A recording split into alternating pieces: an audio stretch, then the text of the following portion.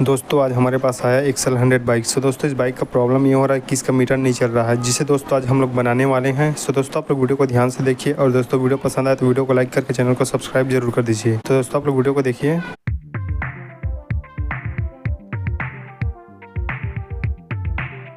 दोस्तों इसका प्रॉब्लम इसके मीटर केबल से हो सकता है, क्योंकि दोस्तों इसका मीटर केबल टूट जाता है, जिसके कारण दोस्तों मीटर नहीं चल पाता। तो दोस्तों हम लोग इसको देखते हैं, फिर उसके बाद दोस्तों ख़राब होगा तो हम लोग इसको चेंज कर देंगे।